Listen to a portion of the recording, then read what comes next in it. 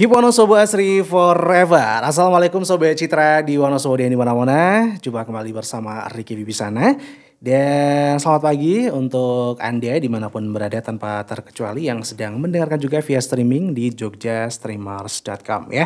Seperti biasa Sobat Citra di hari ini, hari Kamis ya, jam 10 sampai jam 11.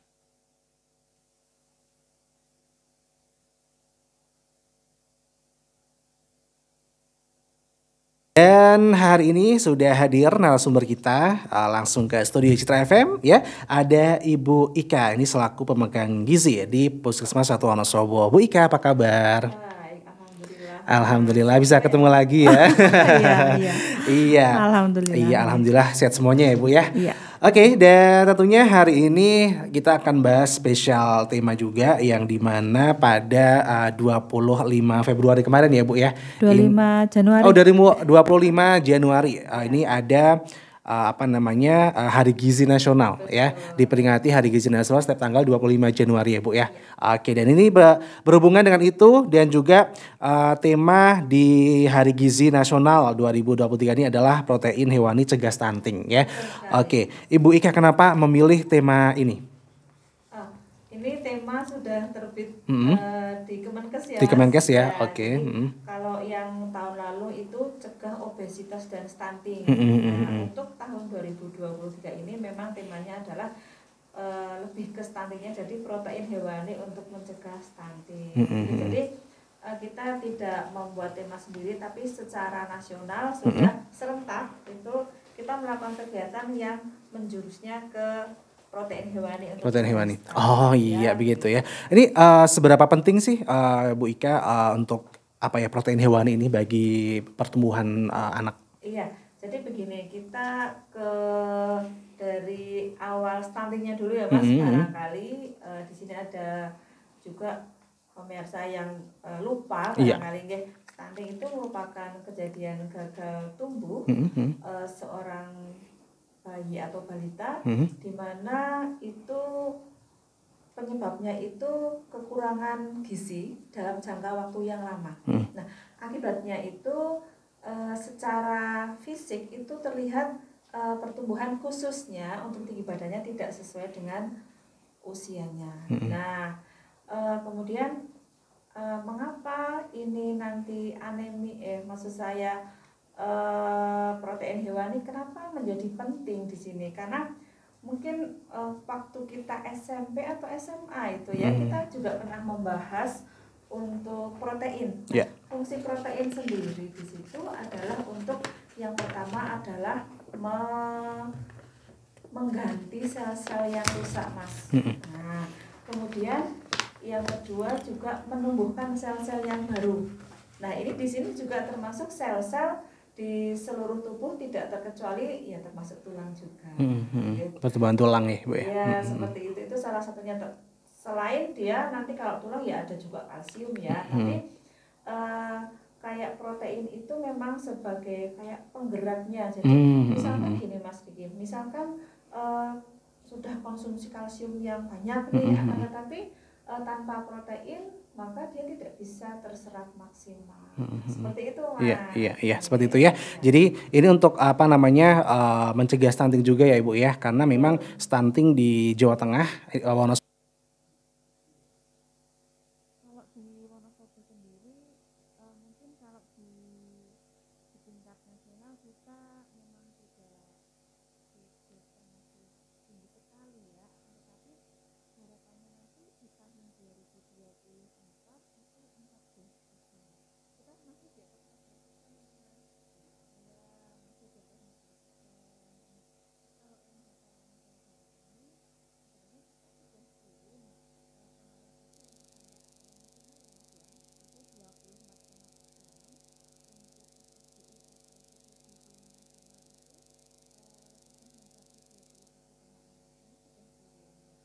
Nah, ini faktornya sebetulnya kalau 2022 2024 harapannya menjadi 14%. Iya. Dengan seperti itu kita jadi punya semangat yang lebih tinggi lagi. Carane yang masih banyak itu dalam waktu 2 tahun, 2 tahun bisa turun. Dicapai ya. 14%-nya. Oke. Iya, dan kabarnya pemerintah juga terus mengupayakan penurunan stunting ini sebanyak 2,7% setiap tahunnya ya Bu ya, Bu Ika. Ini menurut Ibu Ika sebagai ahli gizi nih ya, ini bagaimana, apakah bisa ini per tahunnya 2,7? Gimana Bu tanggapannya? 2,7 itu sebuah tantangan ya Mas.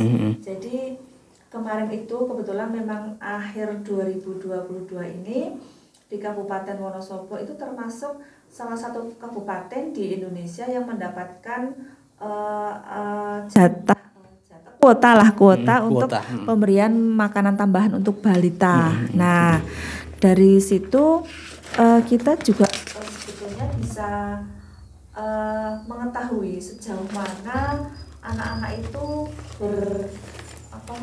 pertumbuhannya itu meningkat menjadi lebih bagus. Agak berat, akan tetapi tidak mungkin. Itu sangat mungkin bisa ya Ibu ya.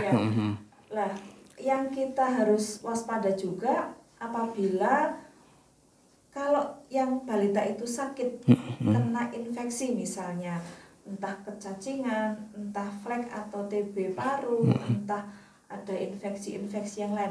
Kalau balita itu sehat dalam artian tidak ada infeksi, maka dia akan lebih mudah menaikkan entah berat badannya, entah tinggi badannya. Tapi apabila balita itu ada infeksi, maka harus diselesaikan dulu infeksinya.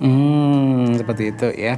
Oke, Ibu Ika sering juga melihat gitu ya beberapa mungkin kejadian stunting di Wonosobo ya Bu Ika. Ini kebanyakan stunting yang ada di Wonosobo tuh bagaimana Ibu? Misalnya apakah berat badannya kurang atau tinggi badannya kurang? Apa yang sering ditemui Bu Ika di lapangan? Gini Mas, jadi stunting itu merupakan kejadian akhir setelah terjadi gizi kurang, nggak naik selama 2 bulan berturut-turut, itu diabaikan. Dan itu terjadi akhirnya nggak hanya 2 bulan tapi berbulan-bulan ya. Diabaikan. Itu orang tua kadang gini, kemarin itu ada kejadian anak saya sering batuk, sering pilek. Lah kalau batuk ini Bu, nggak apa-apa, itu paling kecetit. Kecetit ya. Jadi orang tua itu kadang tidak aware atau kurang tahu gitu. Kurang tahu. Itu tuh tidak sesimpel itu, tidak hanya sesimpel itu, tapi butuh sebetulnya mungkin pemeriksaan laboratorium atau pemeriksaan oleh dokter. Dan kejadian di Wonosobo itu kan karena mungkin lembab dan lebih dingin ya. Jadi anak itu enggak apa-apa, ini karena habis hujan. Ini karena kemarin habis main sama temennya capek atau dan lain sebagainya, tanpa berpikir bahwa jangan-jangan anak saya itu kena infeksi apa, tidak sampai ke sana Mas. Seperti itu. Iya, seperti itu ya Sobat IC. Jadi banyak juga kejadian di Wonosobo, dan tentunya ini juga suatu tantangan juga buat Ibu Ika dan juga teman-teman yang lain gitu ya, para selaku pemegang gizi. Nah Ibu, untuk di Wonosobo sendiri Ibu, ini biasanya apa sih yang diberikan untuk mencegah stunting gitu? Apakah dari faktor makanan atau mungkin himbauan kepada orang tua atau bagaimana? Ya, jadi untuk penanganan stunting kalau dari kami di level kami ya Mas, itu kan kami tidak atau belum, seandainya kasusnya tidak dirujuk ke rumah sakit kayak gitu, kita mengupayakan untuk yang pertama adalah edukasi. Edukasi itu meliputi makanan apa yang sebaiknya dikonsumsi dan makanan apa yang jangan dulu dikonsumsi. Nah, itu ya. Kebetulan ini kan kader-kader kami di seluruh posyandu, mungkin belum seluruh posyandu, di setiap desa sudah pernah mendapatkan pelatihan PMBA atau pemberian makanan bayi dan anak. Nah, mereka itu sudah mampu sebetulnya untuk melakukan konseling sederhana ya tentang perubahan perilaku, bahwa anak itu yang dimakan ini loh. Nah, seperti itu. Akan tetapi sejauh ini memang pada saat saya kunjungan rumah ke balita yang stunting ataupun gizi kurang, gizi buruk,